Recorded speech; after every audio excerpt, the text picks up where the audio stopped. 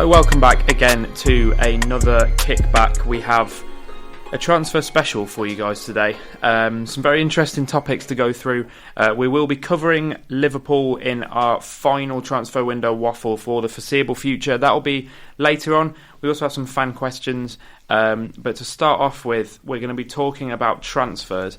We have Lewis and Nick again with us. How are you guys doing? You doing well? Just the normal week. Normal. Yeah. I don't know why I waved just then as if everyone could see me. I don't know. But like literally, I don't know. I'm just not with it. That's absolutely fine. Yeah. Neither am I really. So how about you, Nick? You all right? Feeling rather smug. Yeah. Quite happy to see Peter Crouch named his kid Divock.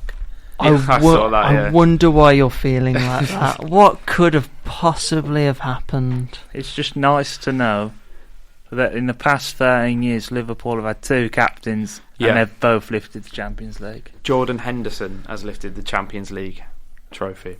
To be fair though, this is not a fire drill. This really did I'm happen. not one of those guys who ridicules him, to be fair. Like, I think he's a useful guy to have in your team. What I was going to say, I was hearing all the great captains that have lifted the Champions League, then the person just went, and now Jordan Henderson.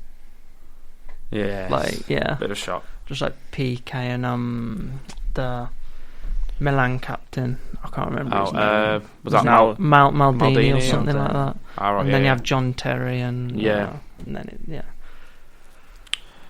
So good week for Liverpool. Obviously beating Tottenham in the Champions League final. Bit of a drab showing, but they're not going to care at the moment. I guarantee Nick doesn't care about how the game actually played out itself. But what we're going to be doing today is we're going to be taking a look at the transfer window, which is obviously open now. We've seen some spending so far. We've seen Dortmund go out and splash around 70 mil on 3 players. Not seen any huge moves in the Premier League as yet, apart from obviously seeing Christian Pulisic coming from his January move from Dortmund to Chelsea. So what we're going to be doing is we're just going to be looking at some of the biggest transfer rumours, some of the biggest completed deals. My one at least is a completed deal.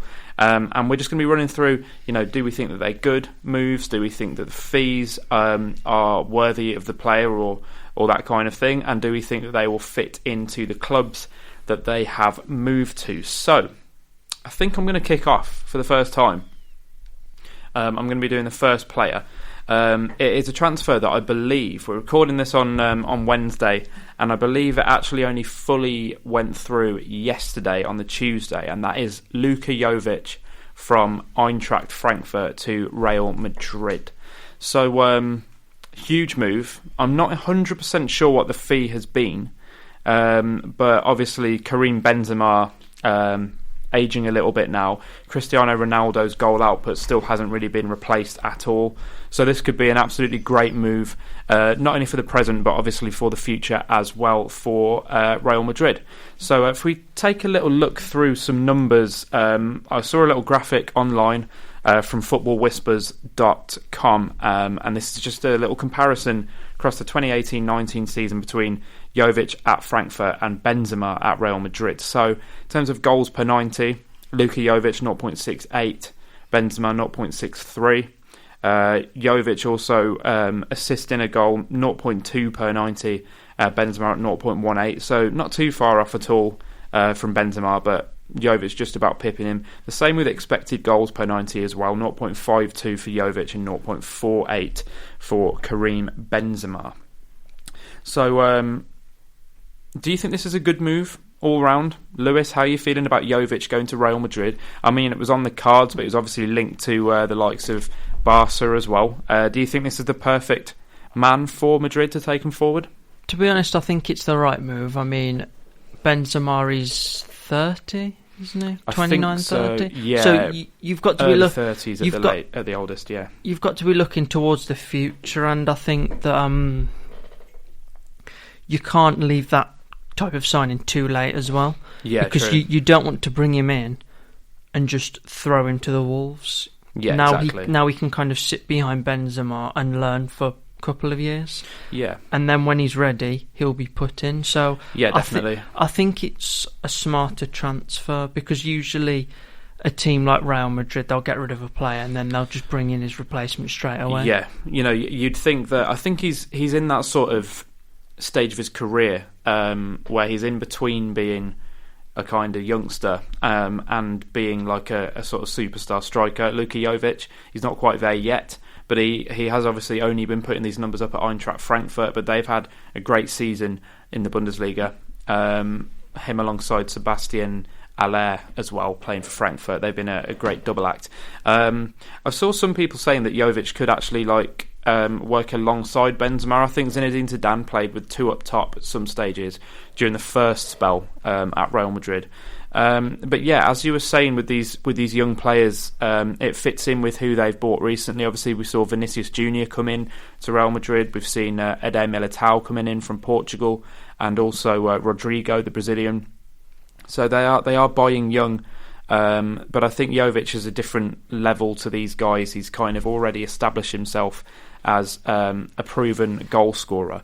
What about you, Nick? Do you think this is perfect? Do you think now is the time for Benzema to be replaced, or do you think that maybe they can play together in this team? Yeah, I think playing together would be a good shout. I think, but it's been proven over time Benzema's a feeder of a player. Yeah, he's not a player who will grab a game by the scruff of the neck and go on and win it for you. Yeah, I think Benzema's definitely part of a bit similar to like with Sturridge used to benefit from how Suarez would play. I feel Benzema needs that golden player next to him, the goal scorer, basically. Yeah, near enough. Because I think Benzema gets a bad rap. I feel Benzema. I don't think he's he's not an out-and-out goal scorer, and he never has been. I think he's had his best goal-scoring year this season, only because Ronaldo's not there. Yeah, and Ronaldo was the player then that he could feed to as well. Exactly, and he's had Bale there as well, and obviously throughout time he's had Ozil, these sorts of players.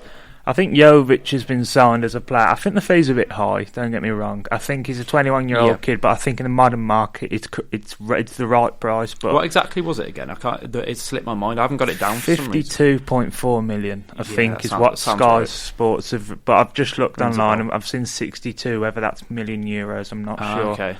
But I feel that Jovic will be a good signing. I felt like it was a move that Madrid would have looked at early in the season. As soon as he started, I think he scored 4 in one game, didn't he, earlier in the season against Dusseldorf for Frankfurt. 65 million euros, that's what it was. Okay. Right, okay. So yeah, I think the move makes sense. Madrid, I think we said a few weeks ago on a podcast, need 2 or 3 Galacticos. Is Jovic going to be a Galactico? Yeah. Potentially. He's only 21, give the kid a chance. But yeah, I think learning from Benzema is probably not the way I'd go. I'd just be, if I was Zidane, I'd go for the 2 up top. Yeah. Depending if they get Mbappe, depending if they get the next set of players that they're linked with. That transfer fee is 57.6 million in pounds. Oh right, okay. So I think that's I think that's fair if you do get what you hope to get out of him in terms of a goal scorer will get you 20 plus goals a season for the foreseeable future. I think that's probably be more. That's a bit of a snip because probably be worth more than that, a lot more than that. Yeah, well, I mean, you look at how things have gone since Neymar's transfer to PSG. I mean, every transfer is sort of. I think it's dying down a little bit now, but every transfer fee kind of skyrocketed. Yeah, it's kind of inflated, hasn't it? Yeah, I mean, a regular goal scorer for Real Madrid is exactly what they need. If we look at the goals they've scored, the season just gone, they scored 63 goals all season. The season before that, 2017-18, they scored 94 when they had Ronaldo. So essentially, they've missed out on 31 goals from not having Ronaldo in their squad. And I believe this season, I think Leganés actually scored more than Real Madrid. And they finished sort of 13th, 14th, I believe. So when you look at statistics like that, they are in dire need of a regular goal scorer. Because obviously Ronaldo went, they brought Mariano back, who'd had a great season at Lyon, but he just hasn't kicked on for them in that role. I think he's chipped in with maybe 3 or 4. But yeah, if you look also, Jovic has scored 25 league goals for Eintracht Frankfurt under Adi Herta this season. 10 with his right foot, 10 with his left foot, 5 headed. So, he's proven that he has that versatility. So, whatever position he is in the box or outside the box, he has that versatility to use his left, his right, or his head. And yeah, as I said, I think it also plays into the transfer sort of ideologies that they're going through at the minute with buying younger. How are you feeling about the Hazard move then? Do you think that they still need this? Because I think a lot of people were seeing Hazard as a player who adds a bit of versatility in terms of winger, but can also maybe play as a second striker and bring the goals back. Do you think that they've sort of like, if you like, plugged the gap by bringing Jovic in? Or do you think that Hazard is still going to be, at the top of their list? I feel Hazard will go to Madrid. I don't think Jovic. I think Jovic was a player they expected to get anyway. I think at the start of the summer, if you said to Florentino Perez, the two players we're definitely going to have at the end of the transfer window in August, you would have probably said Jovic and Hazard. So I feel that this is part of the bigger plan that they always looked. We all know Madrid need to spend 200 million, 250 million. Yes, because they're in a weird phase. Players like Asenio, Vasquez, these Cabellos to a degree, they haven't gone on how we thought they would. Like I remember a few years ago when Madrid was struggling, Asenio would come on and he'd just absolutely belt one. Even Isco as well to an extent. Exactly. Doesn't get the minutes under Zidane at all. It's strange. The goal scorers this season I've been left scratching my head with Madrid this year. It's been so confusing. They've lost some really poor games. So I don't think the Jovic move will have a massive impact on Hazard. I think the fee might be a problem. Chelsea will be holding out for that 130, whereas I think Madrid are only happy to offer 88. Somewhere in the middle will probably be where they end up compromising. But yeah, I feel that you might find Madrid will definitely sign Hazard, and probably one more player, depending upon who's available at the time at the right price. Well, do you think that Jovic has made a good choice in terms of going to Real Madrid as well? Because he was also linked with a move to Barcelona, who are in a similar situation in terms of they've got their star striker Luis Suarez is kind of over that hump of the 30-year-old striker, and he's kind of going into his mid-30s over the coming seasons. Do you think he would have fared better in that system, or do you think there's maybe another club that would have benefited from having him more than Real Madrid? I don't feel Jovic suits Barca's style of play. Over the times, Madrid have been a very direct team, and they're a team who play their best football on the counter-attack. They're not a team who build up gradually from the back, and I feel Madrid struggle when they have to try and break teams down. So what I would say about Jovic, I don't feel he's the player to go in and impact Barcelona in the way it would, because obviously the whole club revolves around Messi getting the ball. That's why we thought Coutinho would be a perfect player for them. Yeah, that player with a small, lower centre of gravity, good with the ball at his feet, can play that tiki-taka football. Jovic isn't that sort of player. Get the ball into the box and he'll score you a goal. I remember a famous quote from Rebic, who plays for Croatia. Oh yeah. I remember when they played Chelsea in the Europa League, and Rebic went for one goal. Jovic went for one goal. You can see Rebic celebrating before the ball's gone in the net. Yeah, you almost know. And someone said to Rebic, said, "Why would you celebrate?" He goes, "I knew he scored." Which for a 21-year-old, crazy to have that much confidence in him. So Madrid clearly need this. This guy who's going to go for on goal. He's got that killer instinct. I don't think he'd suit Barcelona's style of play at all, just because of the differences in style, really. I think, I agree with that. I think he is very well suited to this Real Madrid side, and I think he does give Zidane that option of playing two up top or playing him as a sole striker as well. Maybe if Benzema needs a bit of a rest, or he wants to sort of favour one of them in cup competitions and favour one in the league, that sort of thing. It gives you that extra dynamic. This isn't directly linked, but it's linked to Real Madrid. I was watching an interesting video this morning on YouTube. It was I think it was the Continental Club strand that Football Daily do on a Friday, but I was watching it this morning, and they were saying, if you had 100 mil, would you rather get Hazard or Sané to Real Madrid? And some people think like Hazard, obvious choice, that's who they're linked to, but Sané obviously is a lot younger. He is what I'd say a lot of people are saying he's got that kind of Cristiano Ronaldo sort of style of play, and couldn't not develop to the same level possibly as Ronaldo. He probably won't. But who would you say, Hazard or Sané? Who would you go for out of those two if you had 100 mil and you were Real Madrid? That's the thing though. Is it the club will accept the fee, or yeah, exactly. Yeah, I don't know, because I don't think they'll probably accept 100 mil for either. Probably wouldn't. Probably have to go nearer to 150. Yeah, I would probably actually sign Sané over Hazard, just because of the age. Firstly, Hazard's 28, I think, and so you're paying for a guy who in 3 seasons' time might be, maybe in 2 seasons' time, might start being on the decline. And I don't know whether he necessarily fits Real Madrid as much as people say he does, Hazard. Whereas Sané, I think they need someone as that out-and-out winger. Obviously, Hazard does plug a few more gaps because he can play sort of as a second striker. Obviously, he hasn't liked playing as a false 9 under Sarri, but he does give you that extra dynamic. But yeah, I mean, the question I have for you there is, if Sané went to Real Madrid, could he take being the number one man? Yeah, because I feel like he's kind of always been behind Salah in that role. That's at Liverpool. The thing, but I think so then that's a risk. But with Hazard, from him, being at Chelsea, that he could take being the number one guy. I think Hazard. I don't know. Yeah, I think Hazard may be more ready for it, but Sané, I mean, he kind of deserves to be more than just a backup. And obviously he gets played off the bench quite a lot, that kind of thing as well. So I don't know, but if we look at Jovic, I think he's the best possible signing for them to go for. I don't know really who else they could have gone for. I think maybe Icardi could have been a shout, but again, you probably would have been paying a lot more than that to get him 100 plus.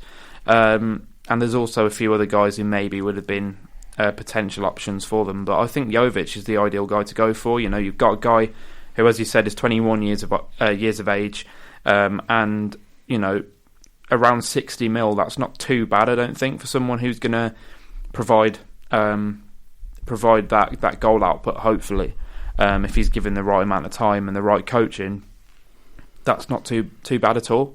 So yeah, overall, I think it's a really good move, Luka Jovic to Real Madrid. Do let us know what you think. Our listeners, do let us know via email, kickbacksportspod@gmail.com, and then Twitter and Instagram at kickback_pod. Have a little look at our Facebook, which is in the description, and also if you've got a little bit of money going spare, do have a look at our Patreon account, and maybe we can upgrade our sort of broaden our horizons, if you like, a little bit with a little bit of your help. We're going to move on then to our next player. I think we'll go to Lewis next. I know he's got maybe more than one guy. We're going to have a little bit of a discussion about some of these rumours that he's come up with. Obviously, my move is one that's already happened. I think Lewis's choices rather have a little bit more of an element of speculation to them, but more left field. More left field, as I would have said. Yeah. So take it away. What men have we got on your list? Well, to be honest, I've just gone on the internet and I found a few others, so I'll just mention these ones first. But apparently, Man United, they may end up sealing Griezmann, Dybala, and Icardi. I found that very interesting because it's kind of come out of the blue, because this has only come out in the last few hours. Is this all three of them? I think it is. It says, it says Man United could end up with Antoine Griezmann, Paulo Dybala, and Mauro Icardi transfers this summer, according to reports. Wow! And it's one of those things where I can't see all three of them happening. No, but I could see maybe one of them happening. Possibly, especially because Icardi does want out as well. Well, obviously we've also seen Lukaku being linked with Inter Milan. So it could be a swap deal, and then they could do some sort of swap plus cash maybe, or something like that. And then we could go and get Griezmann or Dybala as well. I don't know whether you need. I don't know. To be fair, I think out of all of them, Dybala would be the best guy to go for, because Dybala's available. I think Icardi, you might struggle to get Icardi because Conte will go in there now, and it will go one or two ways. It will go the way that it went with Costa, where Conte just goes, you know what, get out of the club. Just texts him. Or he'll be a real good Conte player. So I think Icardi, you'll probably find Spalletti might have been sacked because of his lack of playing time for Icardi. So we'll have to watch the space with Icardi, because you might find in the next few weeks he either goes somewhere or he signs a new 2-year contract. So. I think with Dybala as well, since Ronaldo came into Juve, Dybala's not really been playing in positions or in areas that he feels show off his that he feels comfortable in and that show off his best qualities. So I think it must be frustrating being kind of like almost one of the star guys at your club, and then Cristiano Ronaldo comes in and everyone else is sort of slightly forgotten almost. But yeah, I would say personally Dybala would be the best. I think Griezmann's just too much of like a baby, really, to be put into a Man United side. I think he would just add to that kind of a bit like Paul Pogba, Pogba and Lingard, those kind of guys who seem to have a bit of an attitude. So you think attitude problem? He'd make too much trouble. I think so. Yeah. When things go wrong, he'll kind of throw his toys out the pram and I can see that. Else. But then I think that's the thing. I think with Solskjaer, like, I can't see it going well next season, just because I think in the transfer window they can really improve the squad. They can add some full-backs, add some centre-backs, add some midfielders for those who have left, like Herrera. And if they do make those transfers, then they could improve a lot. But I still don't have the faith in Solskjaer to be the guy to lead them through. I don't think he has that tactical nous. And if they'd maybe thought, we'll go all in for Pochettino, now he's taken his club to a Champions League final, not managed to win it. Maybe this is the time that he does go on to a club that have a bigger budget and he has maybe a higher ceiling with them. Yeah, and with Pochettino, I think you've got to look at, he's built that Tottenham team with very limited funds. Yeah, exactly. So either you can do that with Man United, or think of what he could do when he actually spends money. Yeah, he's been doing that thing where he's kind of got in the players like Son, who wasn't expensive, and then you get players like Lucas Moura in, who's kind of a bit part PSG player, and he's been quite beneficial to them. Was Eriksen that expensive? Because I know they bought him when he was quite young. Yeah, they bought him from France, didn't they? I think they got him from. Was it from Ajax? They got him. Yeah, Eriksen. Right. I was thinking of Hazard when I was thinking. Right, because they got him from Lille, didn't they? Yes, yeah. But like people like Eriksen, obviously Dele Alli as well, coming from MK Dons, that story is absolutely incredible. I was going to say, nobody really knew who he was before. I'd never heard. He played against Man United, and then next thing you know, he's at Tottenham. Yeah, and he's been brilliant. He's obviously had some problems this season with injury, but I still think he's an incredible player on his day. But yeah, what other rumours do you have? Well, any others? This is the left field one. Oh, and Christ, I'm a bit scared. When I mention the team, you will be scared. But do you remember that new MLS team? Oh, Inter Miami, is it? Yeah. Beckham's? Well, I've seen a couple of the players that they're linked with. Right. And I find this interesting because they're big players, but some of their contracts actually run out when the team goes into the MLS in 2021. Oh, right, yes. I was going to say it's a few years till it starts up, isn't it? The big one is that they've actually been linked with Luis Suarez, but what I've heard is they have put in an offer for him. Okay. So I think Luis Suarez... What's he going to do then until the team actually starts up? I don't know. I think 36, 37 surely by then. I think it's probably more like a pre-contract one, so he'll come to the team when they actually start. But I think that's very interesting because in a couple of years, Suarez is going to be 33, 34. Yeah, I think I maybe was wrong by saying 37, but... Yeah, bit over-dramatic, but I could actually see him doing something like that, and I think he's only got a couple of years left on his contract as well. Yeah, so I think he does, yeah. And the interesting thing is, I've also found that Griezmann said he would like to play in the MLS. Yes, I believe so, yeah. In a few years, I could... Well, not in a few years, probably more like 5 or 6 years. I could see that one happening. And the other one is Sergio Busquets has said that it kind of appeals to him. Yeah, well, in America. You've seen like those Barca legends like Xavi and Iniesta going off to Qatar. Qatar, I think China Xavi and Japan, went to. Isn't it? Yeah, and then Iniesta going to I think it's Japan. Yeah. And he's the club that I think they're owned by the guys who sponsor Barca, Rakuten. But yeah, I mean, we're seeing these legends. They're not staying to see out their whole career at Barca. They're kind of playing their playing their last years of their career abroad. So that could be interesting. But I think that's the thing. I think with I think you might start seeing players go over to America, like more players once these big teams come up, because you are seeing new teams coming to the MLS now. I think Cincinnati are joining. There's a Seattle. Is there already a Seattle? Yeah, there's already a Seattle team. Seattle Sounders. Yeah. Oh yeah. I was thinking of something else. Yeah. But I think it's interesting as well. Yeah. Like, because David Beckham isn't he? Does he own the team, or is he like a part owner? I think he's sort of like he kind of created the whole idea, but I think he's like one of the owners. I think there's a few more. There's probably a part. I think Simon Fuller as well, who is like a talent agent who managed the Spice Girls. I think. Yeah, started Pop Idol as well. He's also involved.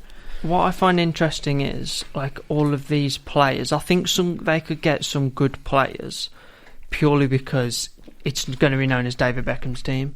So if you're at the end of your career and you looked up to David Beckham, why wouldn't you want to go and play for his one of those team? Guys that, like, around the entire world, he was iconic. Like the face of the game.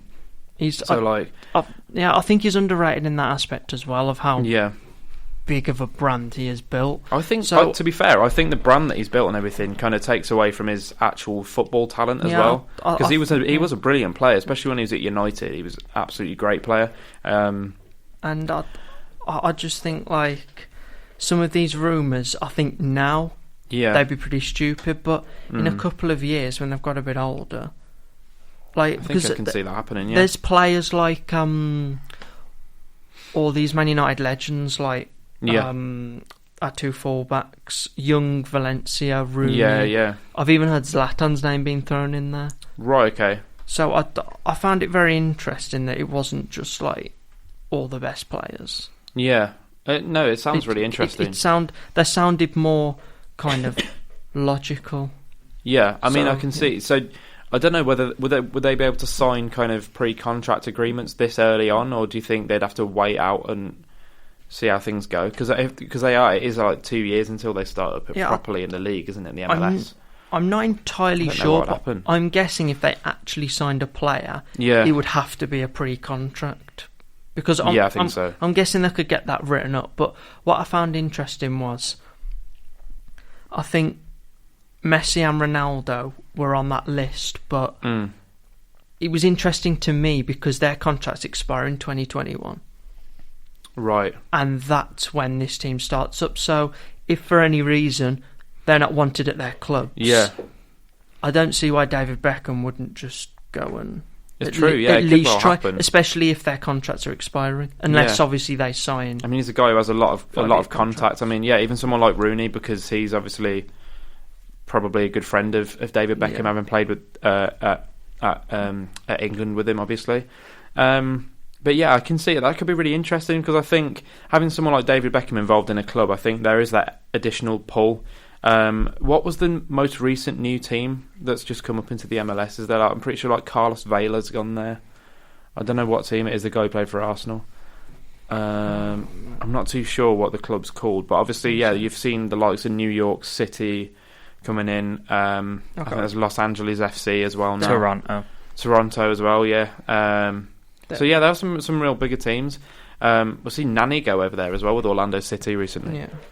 Yeah. Isn't it Austin? I'm not sure. It could be.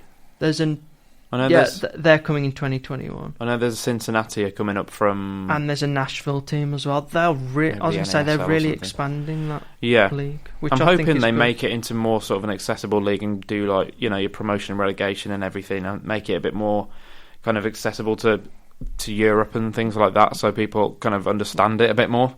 I think they should try and get some of their games on like ITV or Sky Sports, because then I think people would understand it more. But I think they should go more like with the football rules, as if like to not have a salary cap, because then I think for some reason that would put people off for some reason.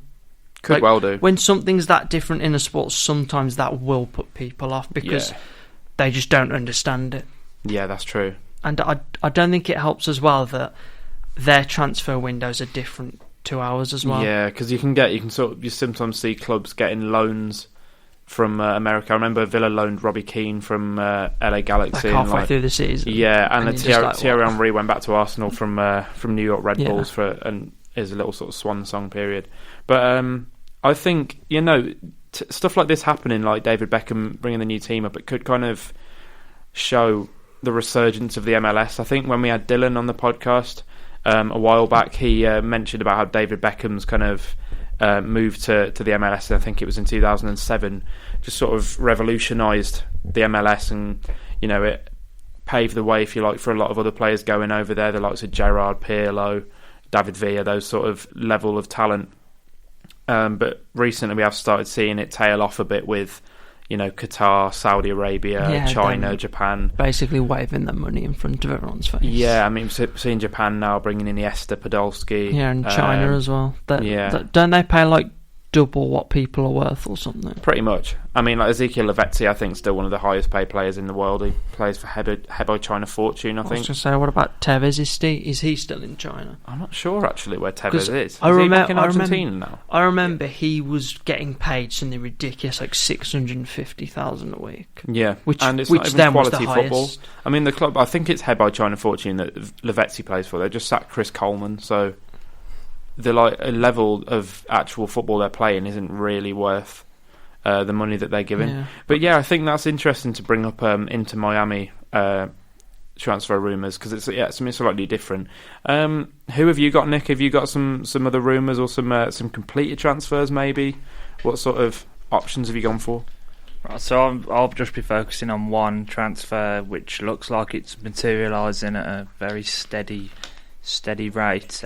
These Giovanni Lo Celso to Tottenham saga. I love this one.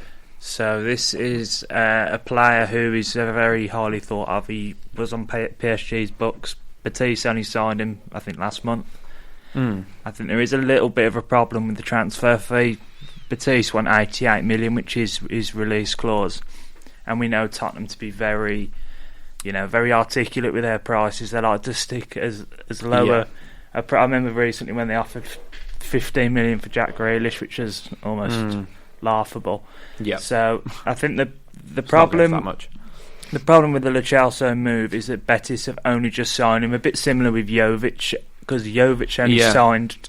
He was from Benfica on loan, wasn't he? He only signed for Eintracht in April for 7 million, and then they shipped him on for 62 million euros. It's that weird thing, I think, that Benicophobe happened with him, where Wolves signed him on loan from Stoke. No, Wolves signed him on loan from who did he play for? Bournemouth, I think, yeah. And then they signed him on a permanent, and then they loaned him out to Stoke, and then they bought him from Stoke. It was this thing where just someone, they were being signed. He was signed on loan and then signed on a permanent straight after. It was. I don't really get what happened. What happens? They just cash in. So at the start of the contract, they're given an end of season valuation, which is what happened with Jovic. They said if you want him at the end, 7 million, and he's your player. So Eintracht obviously looked at him. Obviously talks with Madrid were gathering momentum. I thought, you know what, we'll sign him. We can make 50 million on this player. So yeah, exactly. Just a good move. Yeah, a good bit of business really. So Lo Celso's just signed for Betis, and this season he's had probably his breakthrough year. Obviously, having watched the Champions League final the weekend, Tottenham really lacking creativity, and just today, as we've said earlier in the podcast, we do this on a Wednesday. By Sunday, Eriksen might not be a Tottenham player, who knows. He's said he's open to an exit from Tottenham. So with Eriksen leaving, Tottenham's creativity they'll need a player to come in and basically fill his boots. So Lo Celso seems a player to do that. Having watched a lot of him this season for Betis, he's a player who probably it'll be a really good little bit of business by Tottenham if they get him in. He's a really good player. He's a really direct player. He runs at the opposition, exactly what you need, exactly what Tottenham didn't do in the Champions League final. And the one time they did, obviously Van Dijk mopped up with Son, but that's another story. Yeah. So Lo Celso, I believe I'll just get his statistics up here for this season. So I remember even thinking that he was really good when he was at PSG, and he was being sort of quite underused. But you look at your Verrattis and the talent you got in that midfield. I kind of get why he wasn't getting in there, but he's one of those players. He should be at a better club really than Betis, and not to take anything away from them. They've had a pretty decent season all in all, but I reckon Lo Celso he needs a big move like this, doesn't he? Yeah, I feel like he's a player. He's an Argentinian as well, which always helps. So we know how well Argentinians have done in the Premier League over the years. When we think of players like Tevez, Mascherano, Aguero, these sorts of players. So he's scored 9 goals and 5 assists. For me, it's fairly modest when you think of other midfielders in the Premier League this season who've had good years. Pogba's probably got quite similar statistics to that. Yeah, I think it's what he's done on the ball which makes him stand out. Yeah, he's that connecting player between the defence and the attack. He's the player who'll drive the attack, coming on the counter. So I feel like Tottenham are in a phase now where this summer's really important to them. They've spent no money for 2 years. There was a really funny chart that I seen the other day where AFC Fylde had spent more money in the past 12 months than Tottenham, which is insane, which is crazy. So the way I look at Tottenham going forward, they need a replacement for Eriksen. It looks like he might be on the move. Yeah, I don't think Ali has had his best season. I don't know if he's waiting to this season might be a turning point for him. I feel like with Lo Celso, they're going to get a player still young. He's clearly how he plays is really direct. I like players who run at the opposition in the Premier League. I feel like you do well. I look at teams like Palace who do that week in, week out. Yeah. So and it works. Their fullbacks like Wolves do it as well, and it clearly works in the Premier League. That style of play does. So Tottenham need that, and I feel like 62 million. How Tottenham value him, I think he might be a really good bit of business. It sounds a lot, but as we said earlier, the way the windows are going now and the prices, it's about right for a player of his age and potential. So he's a centre midfielder as well. I mean, 9 goals for a centre midfielder. Maybe I was being a bit critical there. That is still a pretty solid return. Yeah, it's not too bad, yeah. So depends whether he's getting in those positions, whether he's that kind of midfielder, I suppose, as well. But they're also still looking for someone to replace Dembele, really, in the long term, aren't they? Yeah, their midfield's a bit lightweight, I feel like. Even at the weekend, they started Harry Winks, and as soon as I saw him on the team sheet, I was buzzing, because I know Liverpool's midfield's probably not the strongest area in their team. It's probably, in fact, the weakest. I seen Harry Winks, and I was buzzing that he was playing. I was so happy, because I know he's just not that sort of player to take your team through a Champions League. So, and then they brought on, obviously, Sissoko gave away the penalty. Yeah. And they brought on Mora then, who obviously is a player who has had a really good season, but he's probably not a long-term investment. No, so not really. Tottenham need that player in the middle who's going to take them up a level. They need support for Kane, Son. The only thing I get a bit worried with Lo Celso is he a bit similar already to what they've got. So they do have creative players. They have players who run out players, Ali, Son, Mora, Eriksen to a degree. Is he a bit similar to what they've got, and would it work with Lo Celso and Eriksen in the same midfield? I don't know if it would. I might be made to completely eat these words, by the way. So in a year's time, if I'm wrong, tell me I was an idiot. So we'll have to kind of watch how this transfer gathers pace. Really, I can't see Betis selling him for 62 million. They're not a massive club. They've got a player there they could hold on to for 80 million. So I think the price might be a problem, and we know Tottenham do struggle with valuations. They like to knock 20 million off usually any player's valuation. So yeah, I mean, I think there are other clubs who would probably be willing to pay a little bit more for him. That's the thing. That's the thing that Tottenham, if they stick with how they're doing already in terms of in the transfer market with the sort of budgets they're getting given by Daniel Levy, they will struggle, because every transfer they're going for, they might well see another club come in and say, yeah, we'll pay an extra 10, 20 mil, something like that, because Tottenham are renowned for being incredibly shrewd, almost too sort of like careful with their money, and that's something that they need to kind of maybe take a little step away from. Obviously, they do have the new stadium to pay for and things like that, but it's costing them like 600 million, isn't it? I think so, yeah, something like that. But as Nick said, last 2 windows there've been no transfers at all. Well, at least coming into the club. and they do need that long-term Dembele replacement, but also potentially an Eriksen replacement. I've heard that Wanyama could well be going as well. A guy who's not necessarily Tottenham's level anyway. But yeah, I think Lo Celso's a great player. What do you think about that move, Lewis? Do you think that they really need someone in the centre of the park? Well, especially if they're losing Eriksen. Yeah, definitely. I think they have to get someone in to not necessarily replace him, but to fill that role. But also, I don't think their midfield is as good as well. So I think they would need a transfer like that anyway to strengthen their midfield, because Eriksen is really the only midfielder, like world-class midfielder they've got. If you look at Winks, decent enough player, but not necessarily he's not at that level yet. Good enough to be a guaranteed starter for Tottenham. Sissoko has been, they paid a stupid amount for him. He's been useful for them at times this season.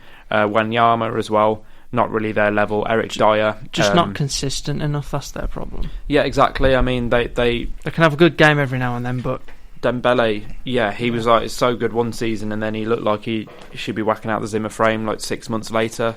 He was off to, I think, is it Guangzhou Evergrande or Guangzhou RNF or something? I think so. Yeah, somewhere in China. They need that guy in there. It's looking more likely now that Jack Grealish is going to be staying at Villa now that we've been promoted. So that might be sort of out of the question for them.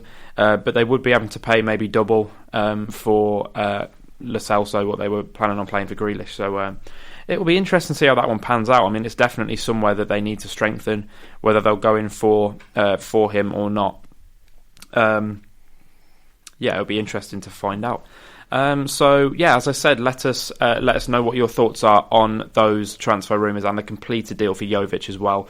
Some of the other rumours that we've just been going through may well have gone through as permanent deals. Who knows? By the time this actually goes up, there's quite a big gap in between recording and uploading the podcast. So do let us know. Kickbacksportspod@gmail.com is our email, and then Twitter and Instagram, kickback_pod. So do get to us with questions, suggestions, feedback, all of that sort of stuff.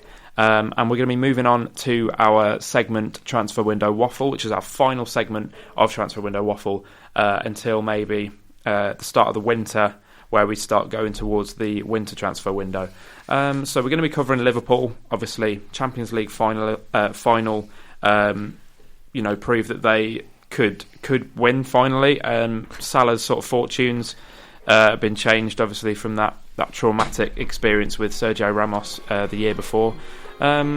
Nick's in high spirits. I'm going to be moving in to the transfer window waffle. So let's see who we've got for our shortlist.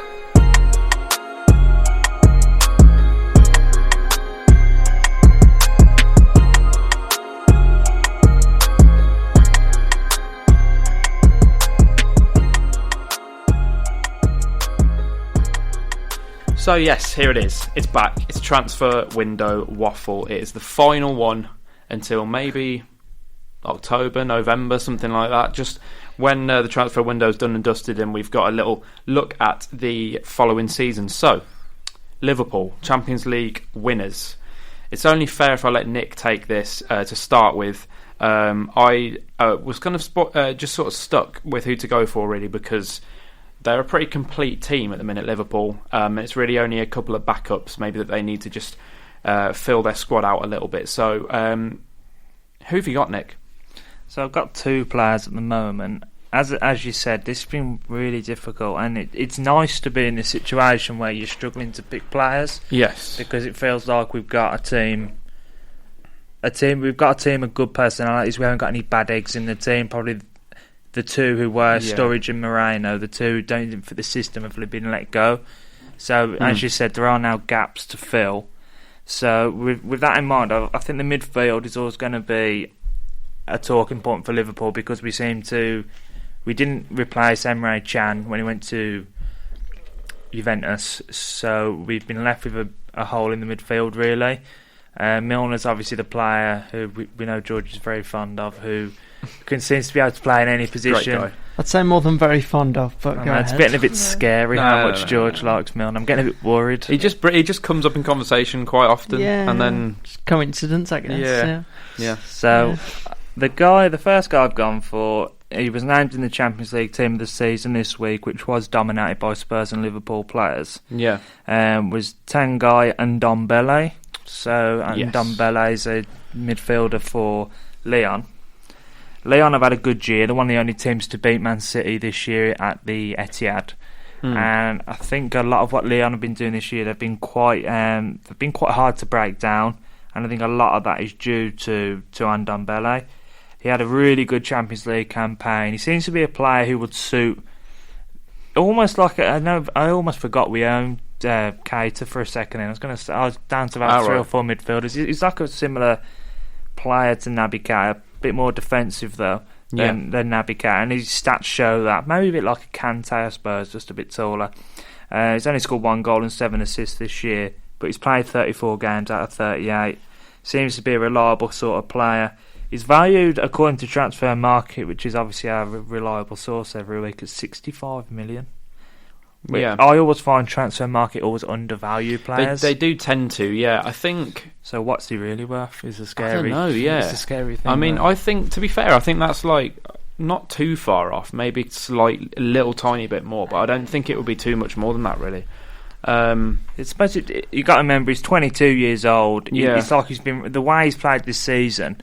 Don't get me wrong, I don't watch loads of Ligue 1, but I have watched what Lyon are the team I've watched the most of. Yeah, because at least their games are competitive, unlike PSG's. Fair point. Yeah. What I would say about Ndombele, he's very mature for his age. He doesn't fold much. He's a player who, when they're under pressure, Lyon, against these smaller teams, he'll be the guy who controls the game from the middle. He'll break down attacks and he'll start attacks for Lyon. Yeah. So I think he'd be a good player to bring in. But the only problem that I have with that is that I don't think he would start immediately, and is £65 million a lot to pay for a player who's probably not going to come straight into the fold. Is in euros, yeah, so it's probably like 59, 58, 59 mil. It would be 57 because that's how much Real Madrid bought. For Jovic. Yeah. So right, okay. I don't know what you two think. I don't know how much you've seen of him. He's one of those players who's probably one of the first you'd take off if you need an attacking option because of the nature of his position and his lack of impact in front of goal. 7 assists, though, I suppose, isn't too bad. But yeah, I don't know, maybe, as we said, we're kind of clutching at straws with this week with Liverpool because of their success this week. Yeah. So, but we have got next year, we've got the Community Shield to play, we've got the Club World Cup, we've got the Super Cup, we've obviously got the Champions League again, so we're going to need players. Another Premier League battle as well, maybe. We've got to go to Qatar in December in the middle of our Premier League campaign to go and play whether it's Alain or whoever it might be. Sure, the players will love doing that. Yeah, so it's come at a really great time. So we'll have to definitely bring in a couple of players this summer, but I don't know if 58 million for a backup player is quite the right way to do it, to be honest. Well, yeah, I mean, obviously there are a decent amount of midfielders in there. Obviously, you've got Henderson, you've got Keita, you've got Fabinho, but then you do have those slightly older guys, like my favourite, obviously, but also if you look at Gini Wijnaldum as well, who's had, I think, quite an underrated season, but I don't know if that's sustainable. I don't think he's the kind of guy you can rely on to have the sort of impact that he's had this season every single campaign. So, yeah, I definitely would think it's a good move for Liverpool to go for a player like that. Obviously, they were trying to get a Nabil Fekir type guy, and Ndombele is not that player, but Fekir has had a few knee problems, as we were just discussing that before the podcast started. So maybe they can look a little bit further back and get somebody else from Lyon in Ndombele. I think he'd be a good shout to go for. Lewis, what sort of specific areas have you focused on? Do you think there's certain areas of the pitch that they need to strengthen in? Obviously, they have lost Daniel Sturridge and Alberto Moreno over the last couple of days. Whereabouts do you think is most important for them to strengthen? I think more or less it's just centre midfield and maybe a centre-back to maybe an upgrade at centre-back. Yeah, so an upgrade to like Matip or whoever's playing in there next to Van Dijk. And one of the players that I've seen that I think is quite interesting is James Maddison from Leicester. I think that would probably I don't know if that would be an instant upgrade, but that will kind of be seen as more of an investment. I mean, I think he's been decent. He's been linked with United. He's had brilliant numbers this season, obviously playing in that sort of 7 goals, 7 assists. Yeah, that kind of number 10 role, but not necessarily a standard number 10. He's kind of add a little bit more to the position. But I think, I mean, Liverpool could do quite well, I think, with someone maybe to replace what Coutinho was doing whilst he was there, that kind of thing. Obviously, Liverpool have actually seen more success since Coutinho's gone, and they've gone on to win the Champions League and challenge Man City more closely. But I don't think there'd be anything wrong with having a guy like that in their side at all. I think we do have to look at potentially backups in left back and striker. Now that Moreno's left, obviously... there are a few centre forwards that they're linked with as well, which I find quite interesting. Who have you found that they're linked with? Have you got some notes? They are linked with Timo Werner. Yeah. This one I find very interesting. They're linked with Memphis Depay. He's another guy I thought of when we were talking about Ndombele and Fekir. And this one I find very interesting. Max Cruz from the Bundesliga, which I find very interesting because he's 31. But I think he might be out of contract this season or next. Might be this summer he's out of contract. I think that the interesting thing is with that, though, when you're looking for backup players, sometimes it's good to go with an older player. Because obviously there are backups not going to be playing as much. So sort of like a Llorente at Spurs, maybe. Yeah, they can kind of come on every now and then in the last 20-30 minutes, or they can start every now and then, and they can have more of an impact on the game because of their limited playing time. I mean, I think they'd all be decent. You look at guys like Mariano Diaz as well from Real Madrid. Maybe he could come in and offer something. He's not seen much game time since they brought him back in from Lyon. It all seems to be going back to Lyon today in this segment. But he's got 12 goals and 14 assists in 36 games, so that's a pretty good record. Yeah. Considering he's at Werder Bremen, who aren't the best team. Yeah, exactly. I think Max Cruz he's had kind of like, almost, not really a breakout season, but he's just had an incredible season compared to what he's been doing in seasons gone previously. Another guy from the Bundesliga who I've had a little look at is a 21-year-old striker from Mainz called Jean-Philippe Mateta. I don't know if anyone's heard of him, but he was on loan. I think it may have been... This might genuinely have been Lyon again. That he was originally he was at Lyon last season, but he was out on loan in Ligue 2 with Le Havre, who are renowned for how they sort of nurture their young talent, the likes of Riyad Mahrez, a number of incredible players who they've had on their books, Pogba, Payet, those sort of guys. But Mateta did incredibly in the second tier in France. I think he was the second highest scorer that season in 17-18. This season for Mainz, he scored 14 goals and assisted 3. I think as an understudy to Firmino, and a guy who can maybe come in the earlier stages of the FA Cup, the League Cup, the Champions League maybe as well, and also to play those sort of games you run about with the Super Cup and other little tournaments here, there and everywhere. He might be a good guy to go for. He's a very quick striker, but he's also 6'3". So despite being a pacey guy, he's also someone who can get on the end of headers and things like that, which is not a focal point of Liverpool's game, but it would be decent to add that sort of element to their game. You might see it more as kind of like a replacement for what they thought Solanke would offer, but obviously he kind of flops a little bit, Dominic Solanke. But yeah, he's great in one-on-ones as well. So I think Mateta could be potentially a good guy for them to go for. I think he did only just join Mainz in 2018 though, so whether he'd want to leave straight away or just kind of spend the next season or two at Mainz and just cut his teeth a little bit longer, that remains to be seen. Is there anybody else that anyone's got? We're going to be struggling. I think it looks like Nick's got somebody else to go for, because otherwise we won't have enough players for the shortlist. Mine's really, as we always say, left field. But I really, really rate this guy. And you might laugh, but we're talking about cover. Yeah. My player that I think is a good sign for Liverpool is Pierre-Emile Højbjerg. I don't think that's bad, yeah. I think that's a really decent one. I was going to say, I've heard of it, yeah. I think Højbjerg, he's only my age, only 23. Yeah. I feel like Højbjerg could go in. I feel like he could go in and do a job at most Premier League teams. He's one of those players. He plays most weeks. He's a good break. He breaks up the play. He's good to have on the pitch. His work ethic's really good.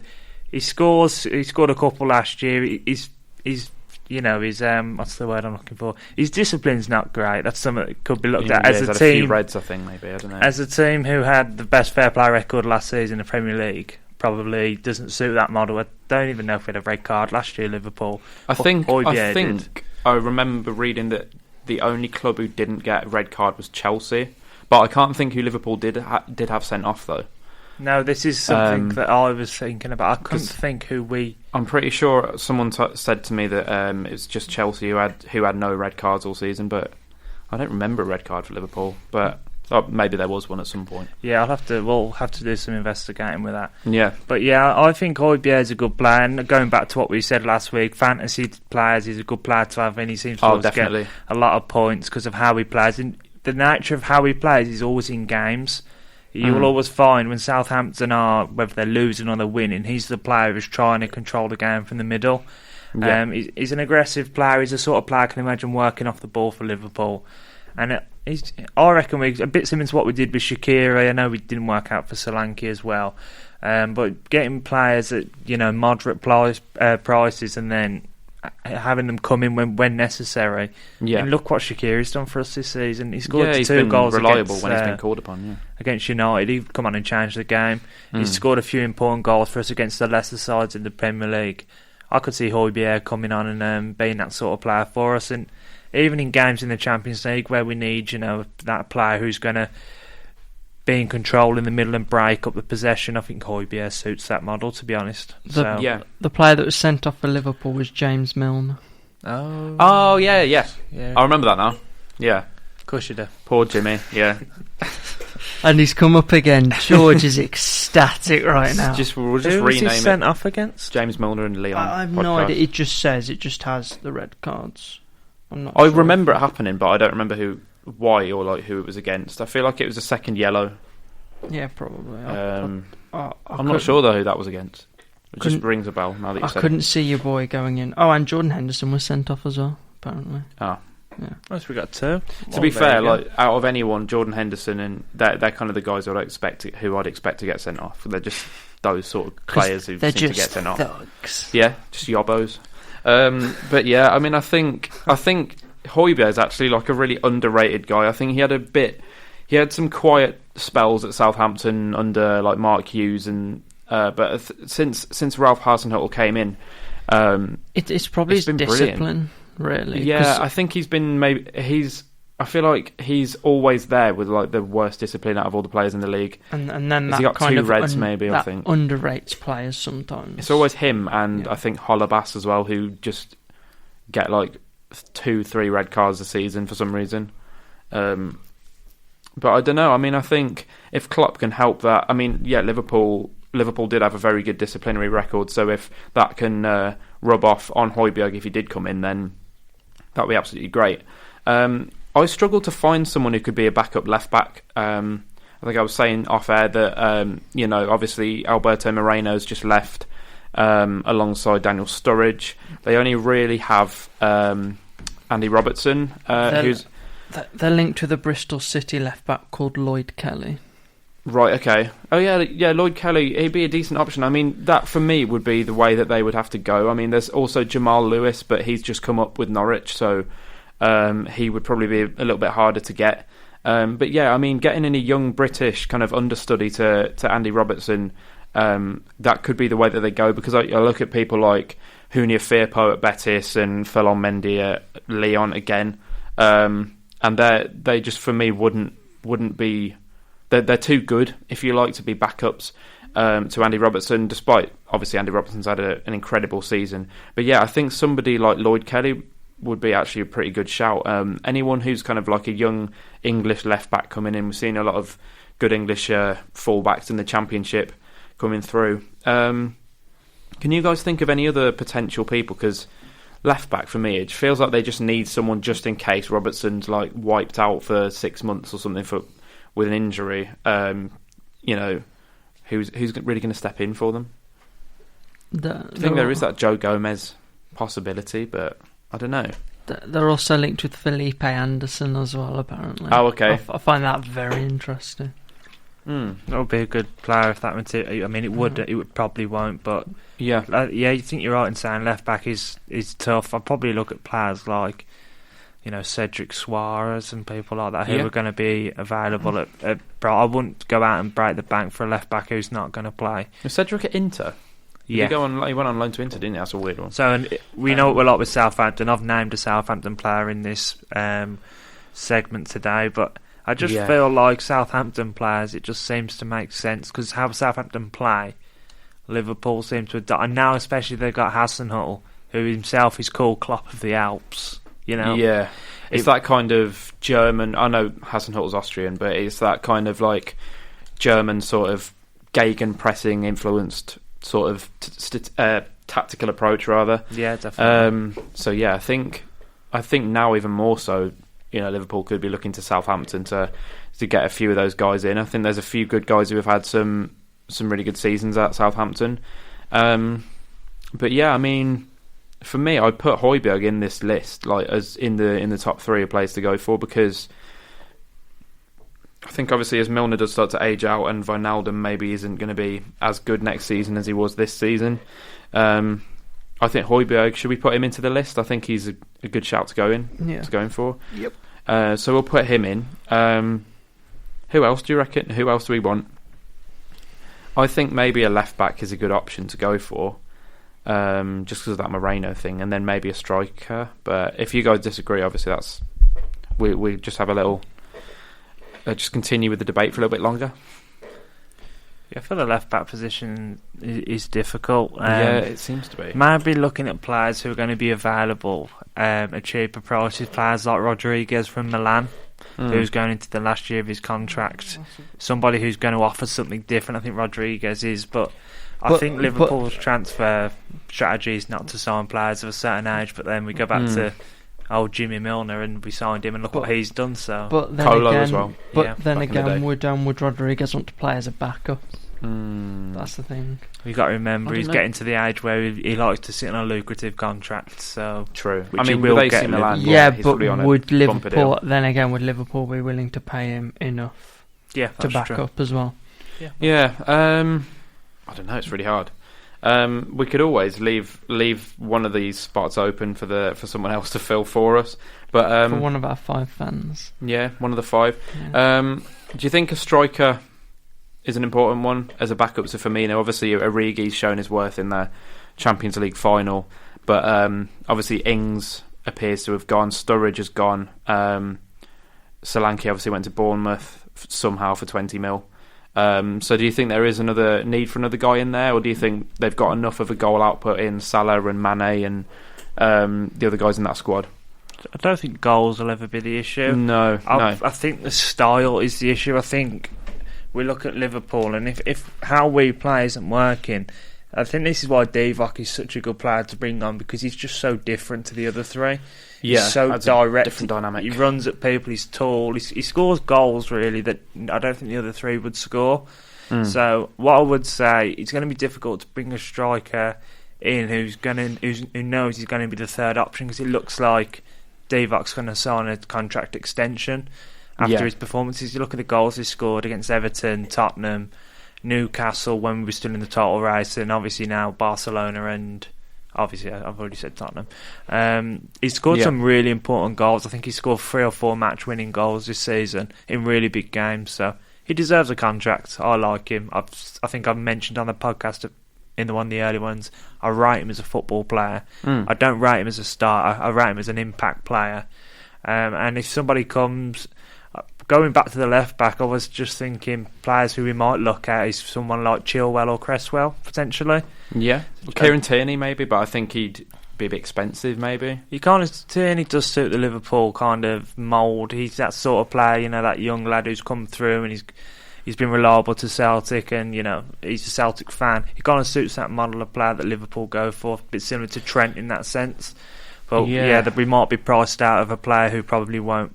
That's just why I said to you off air, it's so hard to pick a fullback who knows they're not going to play, because our fullbacks are two of our. No one has fullbacks like Liverpool.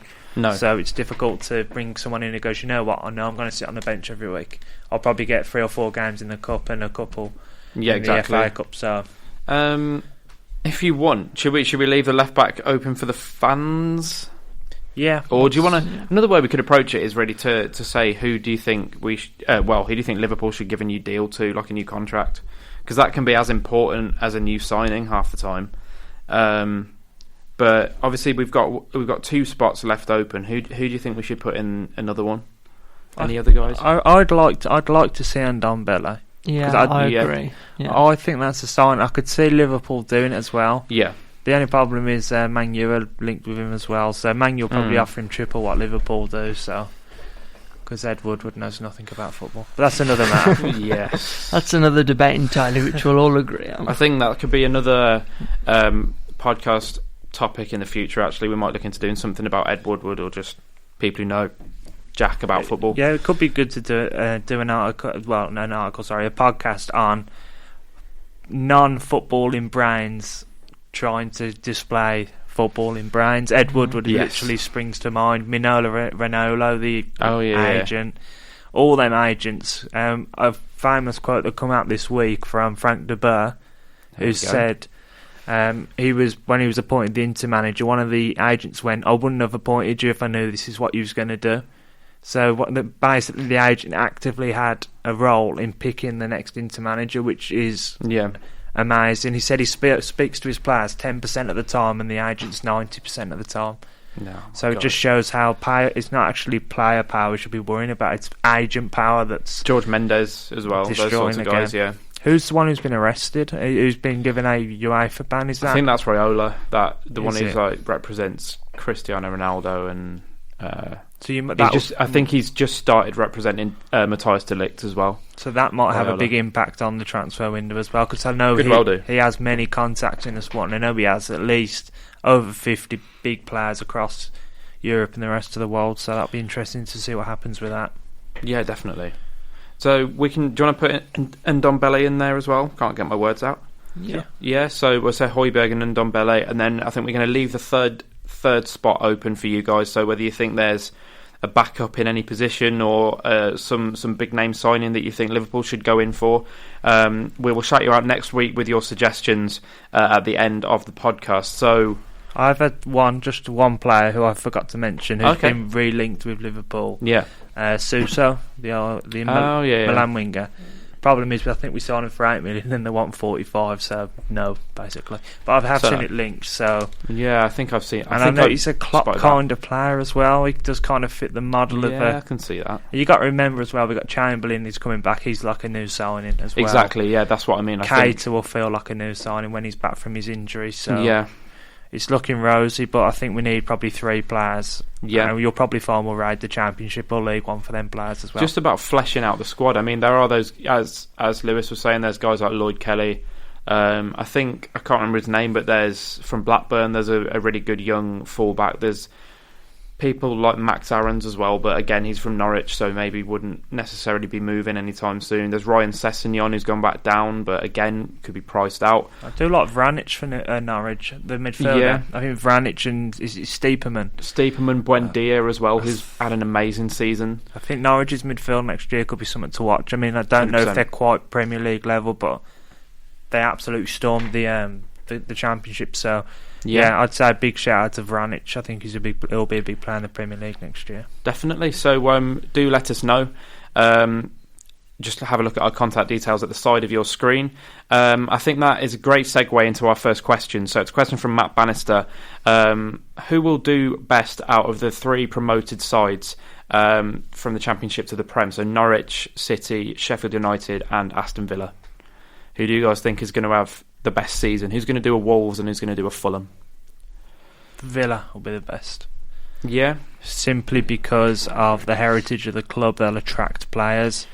I think so. People will be attracted to the project Dean Smith's trying to build, and I think money talks in the modern day era of football. So I'd say Villa will do the best, and I think Sheffield United might struggle to attract some players. Yeah, I was going to say the exact same thing. Yeah, I think they might do. I think Dean Smith at Villa, he's revolutionised the club in a way that it just sort of stagnated under Steve Bruce. There wasn't really any vision. It was kind of very defensive minded, very conservative. Whereas now, obviously, we've got Dean Smith in. We've got Christian Perslow, who's the CEO, who's got some great visions. He's, I think, previously worked at Liverpool, and maybe Chelsea, perhaps as well. I think he's been at another top side, but I can't quite remember. We've also got a sporting director in Jesus Garcia Pitarch as well. We've also got some good new coaches in John Terry, Richard O'Kelly, those guys. So I think it is becoming much more attractive, and the style of play is also very attractive, very fast-paced, and I think it will be suited to the Prem. Chris Wilder, equally, I think he's played an attractive brand of football at Sheffield United, and he's adopted some very un-British kind of traits in his formations and his tactics, which I think will be very interesting to see how they fare. But I think they'll need the most strengthening, definitely, out of any of the three sides. And then also with Norwich, I think they've got a vibe of Huddersfield about them. I think, obviously, the fact that they've won the league and Huddersfield only came up through the playoffs just about, there is a difference there, and I think Norwich will fare better. But in terms of, they've got a former Dortmund B team manager. They've built their squad with a lot of kind of unheard of names from Germany. Those guys like Dennis Sabeni and Onel Hernandez as their kind of like peripheral players, and even some of the guys they've got in like Stiepermann. They just players that it's hard to see at this stage whether they'll be able to cut it in the Prem. But I do think Norwich under Daniel Farke have a decent shot at staying up, and I think Villa have the best prospects. Sheffield United probably the worst. I think we can already agree. Little fact for you about Huddersfield last year. Yeah. Did you know they come up through the playoffs without scoring? They drew 0-0 in the home leg, 0-0 in the away leg, 0-0 in the playoff final. They did, won, didn't they? Both games on penalties. Mental. They didn't really deserve it. I think Huddersfield were very lucky to stay up. Did they finish 6th as well? I think they did. I think they only just 5th or 6th. They only just scraped in. It was a bit like how Derby got into the playoff. God, that was a robbery, really. Then that was that they got up. Yeah, fair play. They didn't really deserve it. They deserved to go down on -7 points, whatever got that season. Yeah, pretty much. We've also got another question from Chris, who obviously we have questions from him most weeks. It's about Gareth Bale. Just what does the future hold for Gareth Bale? Any thoughts? I could see that being a type of Inter Milan signing, the phrase you like to use. I could just see Probably is. Like, no one else wants him, so we'll have him at Inter type thing. Yeah. I'm starting to think, I don't know if you love Inter more or if George likes Milner more. I think we should do a poll. Who loves him more? Yeah. Lewis Inter or I George don't like Milner? Inter. I'm AC Milan. But it's just ever since George has come up with that Inter signing that thing. Stereotype. That 33-year-old from like Fiorentina or something. For like 25. To be honest, they are always linked with people over 30 though. Yeah, no, I don't know why. Borja Valero in there. Yeah, I think they're the link at the moment. All the players they're linked with are all senior kind of veterans. The thing is that they bring in these like interesting guys like Kondogbia, like Karamo, Keita Balde, Dalbert, these sort of players, and they don't play them. They just keep playing like Kandreva and Perisic and guys like that. Hopefully under Conte, I think they'll get revolutionised a little bit now. They'll be playing with 3 at the back. I think Skriniar, De Vrij and Godin could be like a really good back line for them. But yeah, I mean, Bale for me, it's either going to be Inter Milan, that sort of team, or he's just going to retire and sign a brand deal with like a golf jumper company or something along those lines, and he'd be more than happy to do that. He wouldn't need to. He wouldn't need the money, would he? But one question that I kind of forgot to ask at the end of when I was talking about Luka Jovic, which I was going to touch on. We can cover it now, I suppose, in the questions. Real Madrid, do you think if they sign Jovic and Hazard, do you think they can be looking to win the Champions League again?